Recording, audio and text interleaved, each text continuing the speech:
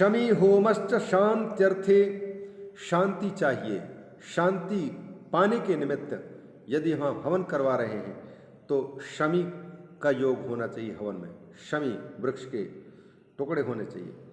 वृत्त्यर्थे च पलाशकम, किसी को चाहिए बड़ी नौकरी, किसी को चाहिए को काम धंधा में खूब प्रगति हो तो फिर छूला पलाश के लकड़ी लगनी चाहिए हवन में।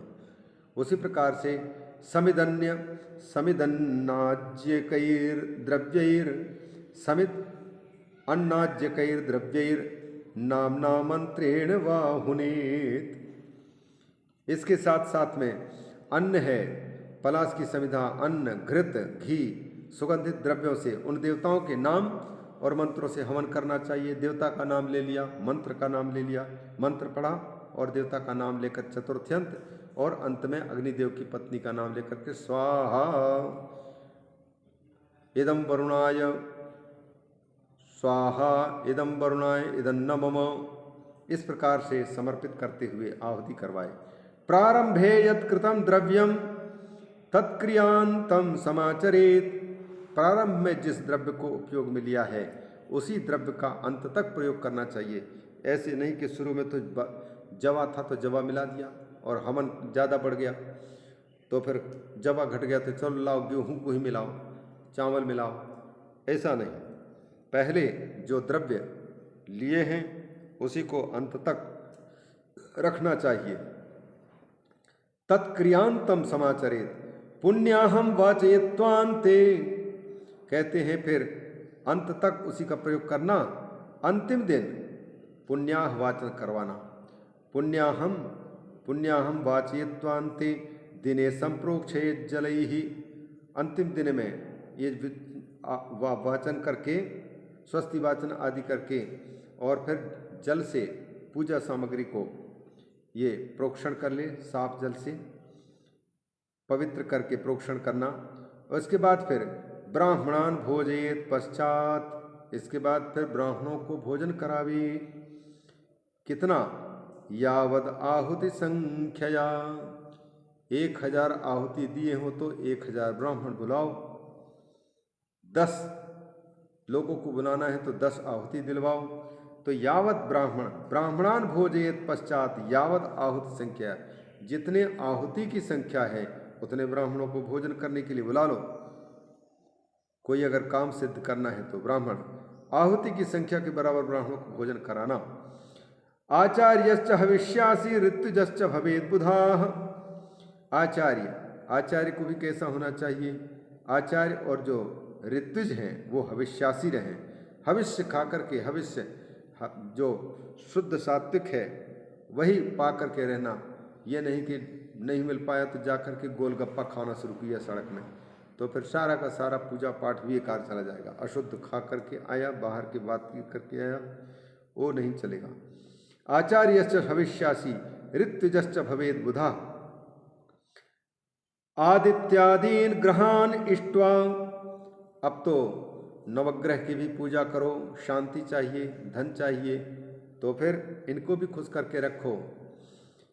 आदित्यादीन ग्रहान इष्ट्वा सर्वहोमांत एव ही, फिर अंत में समस्त जितने भी जीवन को संचालित करने में शक्तियां हैं, देव शक्तियां, उन सबको आमंत्रित करके और उनके नाम पर भी हवन करना चाहिए। सर्वहोमांत ऋत्विग्भ्यो, फिर जो है 4 ब्राह्मण 4 वेदों के आचार्य के रूप में उपस्थित हैं।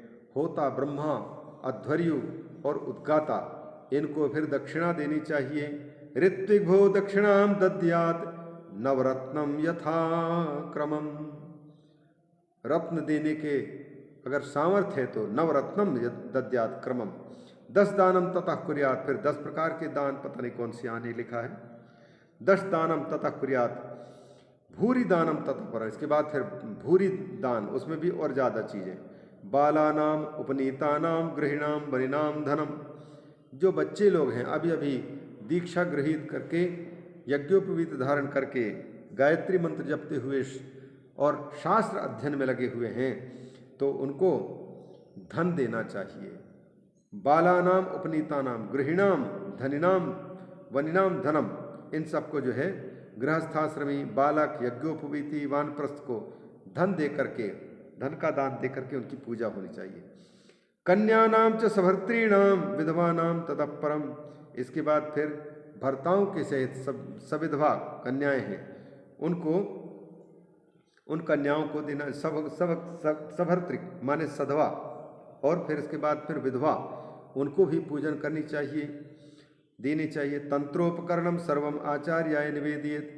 वो सारी की सारी सामग्री जब अंत में पूजा हो गई, दक्षिणा हो गई, सब इसके बाद वहाँ यज्ञ में जितने बचा सामान है वो सारा का सारा मुख्य आचार्य पंडित जी को समर्पित करना चाहिए।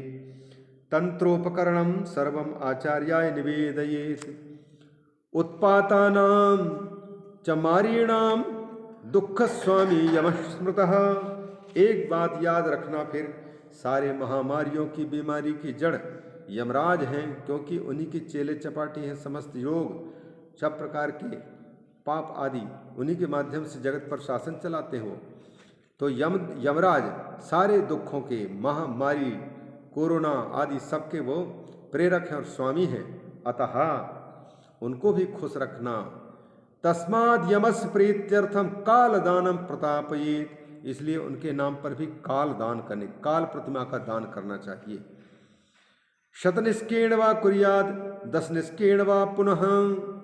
अब ये निष्क है, सोने के परिमाण विशेष है, उतने भर का क्या करना।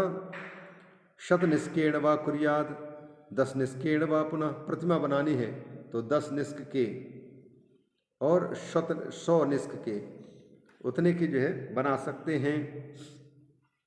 शतनिष्केण वा पुनः। पाशांकुशधरम कालम कुर्यात पुरुष रूपिणम। अब जो वो काल रूप, जो काल का जो काल दान करना है, तो उनकी प्रतिमा जब बनानी है तो पुरुष रूपी बनाना है। काल के पास और अंकुश साथ में रखना चाहिए। पास से बांधते हैं, अंकुश से उसको ताड़न करते हैं, अंकुश चला करके उनको प्रेरित करते हैं। तत्स्वर्ण प्रतिमा दानम कुर्यात दक्षिणया सह। स्वर्ण प्रतिमा के साथ दक्षिणा सहित दान करना चाहिए स्वर्ण प्रतिमा का। तिल दानम तथा कुर्यात पूर्णायुष प्रसिद्धे। पूरी आयु जिंदगी हमको मिले, अधूरी में मृत्यु न हो, इस भावना से तिल दान करना चाहिए। आज्यावेक्षणा दान वेक्षण दानंच। फिर आज्य में अवेक्षण दान, नेत्र देखना, चेहरा देखना, तो रोग निवारण के लिए घृत में अपनी परछाई देखकर दान करना होता है। आज्यावेक्षण दानंचा कुर्याद व्याधि निवृत्ते। रोग को शांत करने के लिए दान किया जाता है। सहस्रम भोजयेद विप्रान दरिद्रः शतमेव वा। अगर सामर्थ्य है तो हजारों ब्राह्मणों को भोजन कराओ। अगर सामर्थ्य है लेकिन कंजूसी है, कृपण है, तो कम से कम 100 को तो खिलाओ ही खिलाओ। दरिद्र शतमेव वा। वित्ताभावे दरिद्रस्तु। मान लो सचमुच धन नहीं है, गरीब है, तो फिर क्या करें कि वित्त के अभाव में अगर कोई गरीब है तो यथाशक्ति समाचरित, जितना बन सकता है, 1 को 2 को, वैसा करना चाहिए। भैरवस्य महापूजाम कुर्याद भूतादि शांतये। भैरव की भी पूजा करनी चाहिए, नहीं तो भूत प्रेत आदि सबके सब डिस्टर्ब करेंगे। महाभिषेकम नैवेद्यम शिवस्यांते तु कारयेत्। बहुत बड़ा अभिषेक करके और उसकी जो नैवेद्य शिव जी के समीप रखना चाहिए। अंत में शिव का महाभिषेक करना, फिर नैवेद्य समर्पित करना और ब्राह्मणों को फिर बहुत स्वादिष्ट स्वादिष्ट अधिक से अधिक भोजन कराना। ब्राह्मणान भोजयेत पश्चात भूरि भोजन रूपता। भूरि भोजन रूपता माने एक प्रकार के भंडारा, ताकि विशाल रूप में आकर के कोई पा सके आसानी से। एवं कृतेन यज्ञेन दोष शांतिम अवाप्नुयात्। जब इस प्रकार से यज्ञ किया जाता है, पूजा की जाती है, तो सब प्रकार के दोषों का शमन होता है। शांति यज्ञम इमं कुर्यात् वर्षे वर्षे तु फाल्गुने। ये एक बार ये शांति यज्ञ कर दिया तो जिंदगी भर करने की आवश्यकता नहीं है, ऐसी बात नहीं है, बल्कि वर्षे वर्षे हर वर्ष करने हैं। महाराज हर वर्ष करना है। कब करना है? फाल्गुन के महीने में। वर्षे वर्षे तु फाल्गुने शांति यज्ञम इमं कुर्यात्। ये शांति यज्ञ को करना चाहिए। दुर्दर्शनादौ सद्यो वै मास मात्रे समाचरेत। महापापादि संप्राप्तौ कुर्याद भैरव पूजनम। अब कभी दुर्दर्शन हो जाए, अशुभ दर्शन हो जाए, तो फिर उस अशुभ दर्शन को दूर करने के लिए 1 महीने के भीतर भीतर यज्ञ का आयोजन करना चाहिए। मास मात्र समाचरेत महापापादि संप्राप्तो कुर्यात भैरव पूजनम। महापाप हो जाए तो फिर भैरव की पूजा करनी चाहिए। महाव्याधि हो जाए तो फिर यज्ञ का पुनः संकल्प लेकर के और उसे संपन्न करना चाहिए। महाव्याधि समुत्पन्नौ संकल्पं पुनराचरेत सर्वाभावे दरिद्रस्तु दीपदानमथाचरेत। कुछ नहीं है, दरिद्रता है, गरीबी है, तो दीप दान करके भी संकल्प पूरा करवा सकते हैं। तदप्यशक्तः स्नात्वा वै यत्किंचित दानम आचरेत। मान लो दीप दान करने का भी सामर्थ्य नहीं तो फिर स्नान कर लो, स्नान करके जो कुछ देना हो दे दो, कुछ भी दे दो। दिवाकरम नमस्कुर्यात मंत्रेणाष्टोत्तरम शतम। मंत्र पढ़ते हुए और भगवान सूर्य के 108 बार दंडवत प्रणाम करना चाहिए।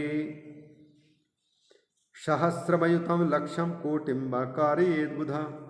बन सके तो अधिक से अधिकम फलम, अधिक से अधिक 1000 मंत्र 1000 बार प्रणाम करो, लाख बार प्रणाम करो, बन सके करोड़ों बार करो। कोटिम वा कारयेद बुधा। नमस्कारात्म यज्ञेन